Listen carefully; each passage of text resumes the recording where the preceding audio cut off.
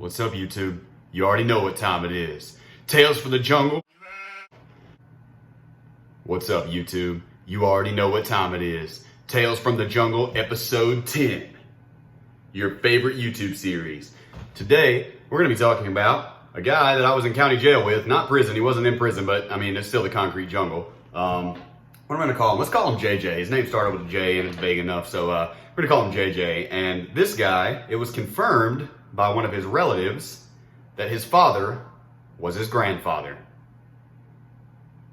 Yes, I'm dead serious. One of the trustees or orderlies in the jail, whatever you want to call it, actually was in this guy's family. Now, don't worry, his family tree part had more branches than this guy's, but he did confirm it. And I mean, it wasn't something he was proud of, but it was pretty obvious there was something severely wrong with the guy. And yeah, that's what happens when you don't, shuffle the cards with your DNA. So after deciding that I didn't feel like bothering the guys in my Discord this week to help me cut out a thumbnail, I reused an old reaction photo that we've used for a thumbnail before, so forgive me for not having blue hair in the thumbnail. It's just that I'm terrible at GIMP or whatever you want to call it. I got my green screen from my boy Dixon. Hope he's doing well out there at basic training. And I really haven't learned how to use it yet. I gotta get the wrinkles out of it and find a way to set it up and stuff like that. And then I will be able to figure out how to chroma key, etc., etc. Sorry for you reusing the thumbnail, but that has nothing to do with the fact that today we're gonna be talking about what happens when a sick, perverted, desperate, evil man decides to reproduce with his daughter. So it's a little bit sketchy content here, I suppose, as far as the subject matter, but this is real life and this is what happens. And you might have been confused whenever I said his father is his grandfather, but here in Mississippi, that's basic math. No, I'm just kidding. I'm totally kidding. I'm sorry, rednecks. I'm just kidding. But either way, this is in fact a real case of actual incest, and the result of which was a guy that we will call JJ. Now, when you look at JJ, you can tell that there was something off about him. One thing that I've seen, a characteristic that is very common in severe cases of inbreeding. Now, this is the only guy I've ever met in person where it was confirmed and it was locally known that he was a product of incest. A lot of times one of their eyebrows is significantly lower, or one is higher, I guess it could be viewed the other way, than the other, and their face has kind of a crooked quality to it. Their ears will also be low and somewhat large for their face, and their face will just kind of be off-center a little bit, it'll just kind of... Yeah, hope you enjoyed that. It would also become apparent within a few seconds of speaking to him that you were dealing with somebody that was mentally handicapped. Now, I'm really not here to, make fun of the guy. I mean, God bless him, dude. It's not his fault that he came out the way that he was. But to be honest, if you have a sense of humor about yourself, there were some pretty funny interactions with this guy. Now, to be honest, the backstory is a little bit sad. From what I understand, his mother didn't really want him, but she was getting some kind of a check for having him, as a dependent or something like that, with him being disabled. And he would come to jail once a month, and he'd stay for about 20 to 25 days. From what I understand, what happened was that his mom would bail him out of jail within a few days' time of her supposed to get this check for him. Or, I'm sorry, she wouldn't bail him out. She would drop the charges. Because what happened was, when she got the check, she would call the cops on him and say he did some outlandish thing, press charges on him, get him thrown in jail, knowing that he wouldn't be able to pay the bail, come up with some fake evidence. I once heard that she broke out her own windows. The rumor was that she had a drug habit. This was not confirmed by the orderly that was related to them. But then once he was carted off to jail, she would spend the check, go crazy for 2 or 3 weeks until it was getting close to time for another check, and then she would drop the charges against him so he was released, and she would pick him up from the jail. Now, how or why or whether or not police officers were compliant or aware of this, I mean, I'm sure they had to be aware of it. This dude was in jail pretty much constantly, is beyond me. I'm not sure what level of awareness that they had for the actual situation, but it is sad to me that this dude was used in such a way. One thing that we can consider to be, I guess, a blessing of sorts is that I really don't think he had the mental capacity to fully understand what was going on. And let me also state on record that people with mental illnesses or diminished mental capacities do not belong in jail or prison. They do not learn anything from it. They're not supposed to be there, legally speaking. If anything, it only makes them worse. They don't understand the punishment aspect for what they've done. They need help, they need medication, they need counseling, and possibly institutions that actually deal with these types of mental illnesses and people that essentially cannot learn a lesson through the incarceration that they typically get, which is very often swept under the rug. But mentally ill people are not supposed to be incarcerated. Like, legally speaking, they're supposed to be able to get some help for themselves. Now, unfortunately, that is neither here nor there when we're discussing the case of JJ, because JJ would come in and he was never allowed to go to general population, obviously. He was very loud. he would blow his nose in a way that was so ridiculously loud that to this day I have no idea what even like physically was occurring. I mean, this dude would put tissue paper over his nose, he'd put toilet paper here, and just wah, wah. Like, I have no earthly idea what flapping was going on in here, what was going on with his body to make this sound. I really don't know, but it sounded like an 18-wheeler's horn, and it would just basically rattle the walls. So the thing about it was, the issue was they can't put him in general population, so they would normally keep him in booking, you know, where the frat boys come in, because I lived at a college campus in Ole Miss in Oxford, Mississippi, and the frat boys would come in there. Bruh, you have no idea who my dad is, all right? My dad's got oil in Texas, man. He's got big money. They're going to change the name of this jail to the Me County Detention Center. Okay, bro? You don't know my dad, bro. You have no idea. I'm suing you. I'm suing you. I'm suing that cup over there. I'm suing that water fountain. I'm suing these handcuffs. I'm suing everything. I'm not even drunk, bro, even though I blew a 1.2. That's not even possible to the best of my knowledge. 1% blood alcohol content, I'm pretty sure you would just be a goner. But anyway, so they would typically keep JJ in booking because for one thing, they needed to keep an eye on him, which was aggravating. But for another, there was really nowhere else to put him unless they put him in solitary confinement cell in the hallway across from the other units. And that would be bad because he would get bored. And when he got bored, he would, how do I put this here? He would spread his fecal matter over every visible surface in his cell. It was really unfortunate when they would pull you out for a lawyer visit or to go up and see the nurse or, you know, to visit your family or whatever, and you walk past and the window is completely blacked out with fecal matter, and you got a nice whiff of that, and JJ would be in there screaming at the top of his lungs, mostly for attention, it seems. Screamers are very common in jail and prison, but some of them do it for attention, some of them do it because they're having a mental breakdown. I'm pretty sure JJ was doing it for attention because he got bored in there, the poor guy. An example of a normal interaction with JJ. One time I got pulled out to go see medical for a minute. I can't remember what it was. I think that she was talking to me about my Wellbutrin or something. But so I'm sitting up front. They have JJ in booking. When they could not stand it anymore, they put him in solitary confinement, but he spent most of his time in booking. And I'm sitting there outside of the nurse's station. I know JJ's there staring right at me from 15 yards away in his cell.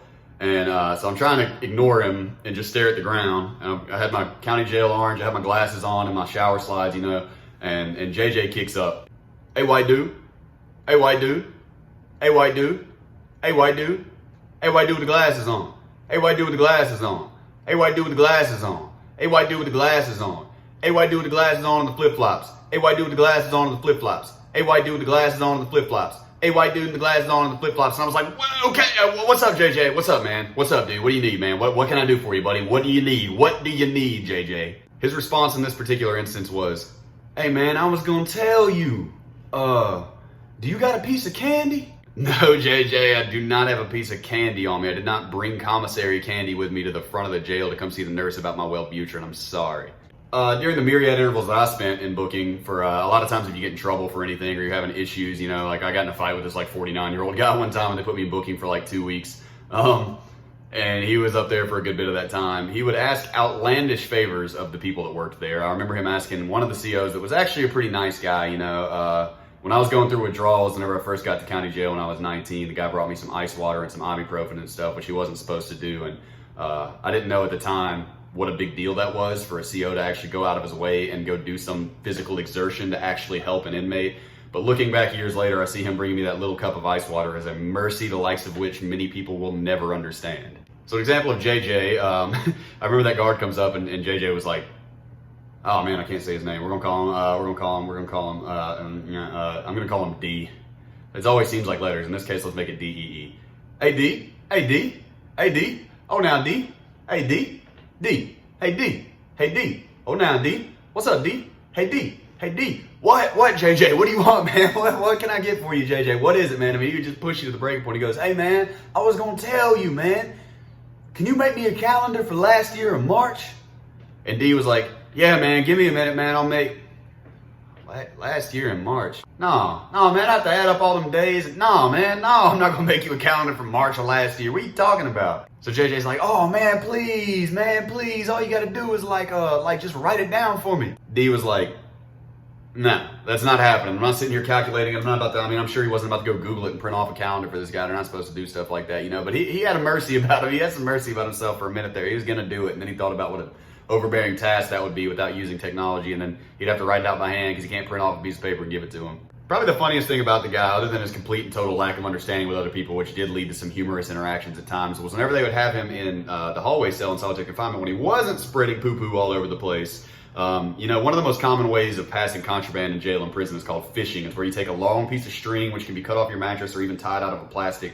You'd be amazed at the stuff that you can make fishing lines out of. I'll probably do a video on that soon and show you some professional how to fish in prison. But it's basically where you tie some sort of a weighted object onto a very long piece of string and you shoot it out underneath your doors, and you can pass between doors and pass, you know, between people, and then you pull the string in and pass stuff back and forth. JJ's solitary confinement cell was right in between the block where I was staying, which is where the road crew went, which, you know, we had a lot of cool stuff in that pod compared to the other pods, because we had people going out into society every day to pick up trash for their old finds and stuff like that, and they come back in and look what I found on the side of the road today. So there was a pretty hot trade between our pod and other pods in the jail, and unfortunately for many of the vendors, JJ's cell was right in between two of the big blocks. So what really shows me that his mental capacity is not quite as diminished as one might immediately assume, when they would be fishing in between each other's blocks, it was a pretty good shot. It would normally take them 4 or 5 shots, and they normally wanted an orderly washing out in the hallway, you know, to make sure that the COs weren't coming or anything like that.